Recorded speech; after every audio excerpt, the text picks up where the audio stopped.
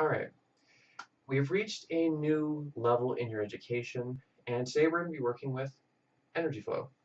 Now, why is energy flow very important? It's actually very important for what you're going to go on to do, whether it's healing or you're just going to be working with spells and so on, or etc. This is a very versatile skill that you need to have mastered.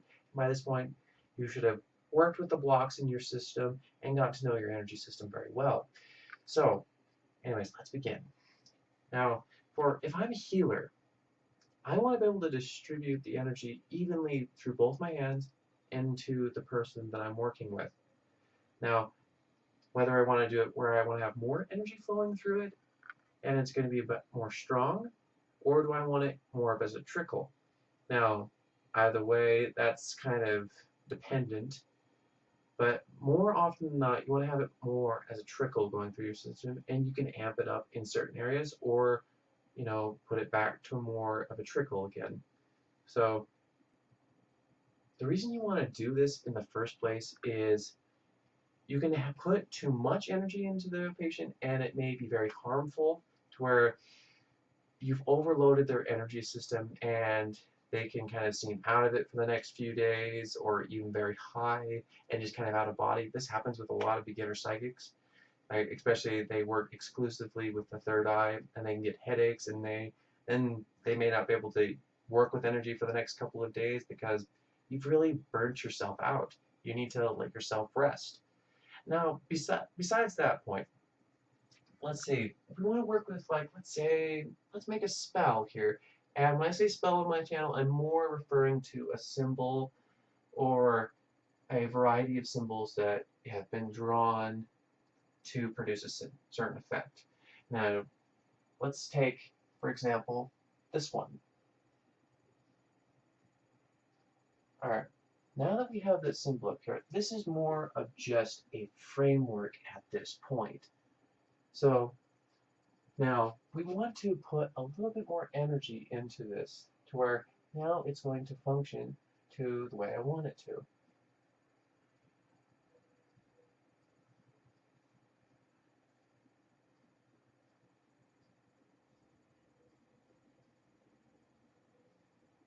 Alright, now that I've done that, you may be wondering, what does that do? Okay, at this point, I want you to understand that symbols and, a spell is going to be kind of like, in a way, kind of like a crystal. It produces a certain effect, and it goes on from there. Like, the quartz is going to amplify the energy, and like when you're just holding it, like for yourself, or if it's in a grid, it's going to amplify the energy in that grid. So, in this sort of case, a symbol could be worked into a very complex grid even, to where it's like, okay, we want to amplify this grid in such a way, or do I want to just draw like a clearing symbol out there? And they even go into this in Reiki to the point where it's like I draw a couple sets of symbols that help it to where I can do long distance healing, or just right here, and so on. I think, how many is there? I think there's 3. Don't quote me on that at the moment. And for some of those that do practice Reiki, you can put that in the comments if you want how many symbols there are. But for our purposes, that's kind of like the same sort of thing we're doing. We're putting a symbol out there that has a certain effect. And when you're creating these symbols, you want to have a certain amount of energy flow into them where it's very evenly, and I'm just kind of putting that very medium in between a trickle and where it's very strong, and it's going to be having enough to where it's allowing it to settle into the symbol, and now it's going to be pulsing very strongly, and it's just going to stay there, and it's going to be very stable.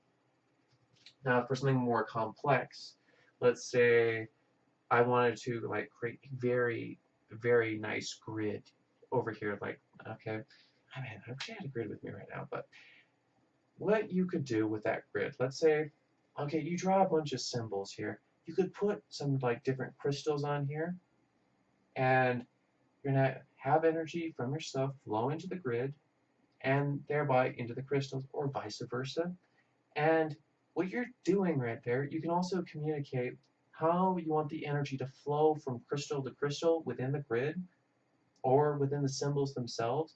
And it's almost kind of like cooking in a way, where you're trying to get that flavor to not overpower that flavor, and or you want it to just like have that certain texture and so on. So it's very much kind of almost like cooking in a way.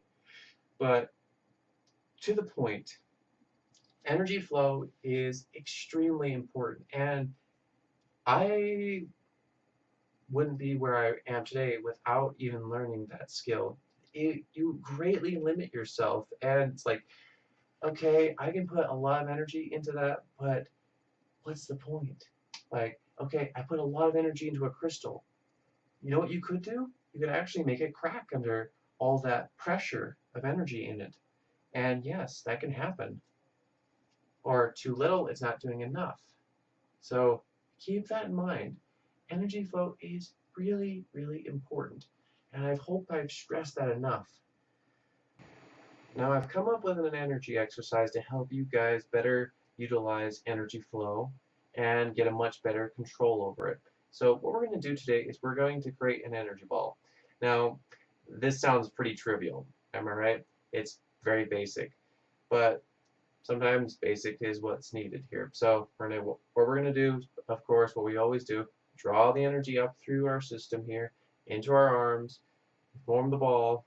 Now, you really want to make sure you get a very solid, firm ball. So make sure it's very firm, and you want to really shell it. So if you don't know what shelling is, all you have to do is really make it into a very tight ball to where it's not going to leak anywhere. That's what shelling is. So what you can do is you can either visualize like an iron ball, or for me, I feel like a very hard ball forming. And so something I also kind of do is like I feel kind of almost like a wind whipping around it to help solidify it.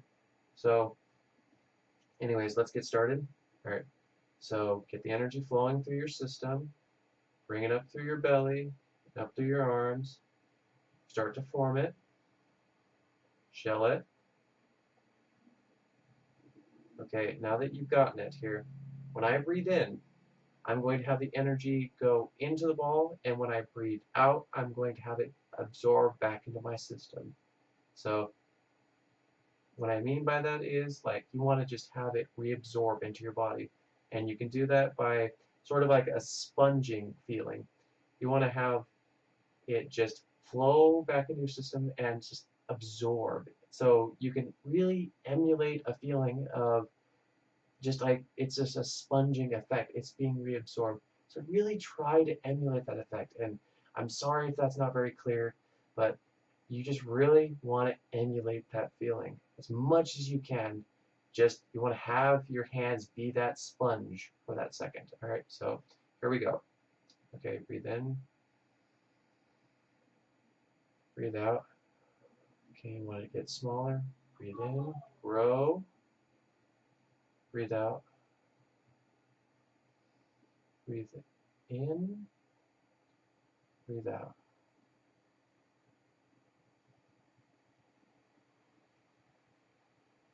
Okay, now you should have a pretty good grip on this. Now reabsorb it back into your body. Alright, and some other little exercises you can do, I'm going to show you them real quick, is you can hold your hand out in front with just one hand and just have the energy flow along it, make a rather big energy ball, and increase the flow as much as you can until it's really big, and then pull it back in. And this is going to kind of get you that whole push-pull of it down. And along the way, you're going to kind of discover that you can control how much you're letting out in between the two. Anyways, if you have any questions, put them down in the comments below, and like, subscribe, and as I said, I am really happy to answer any questions. Have a great day, guys, and I hope you really enjoyed this video. And if it leaves you with a lot of questions, put your questions below. Have a great day.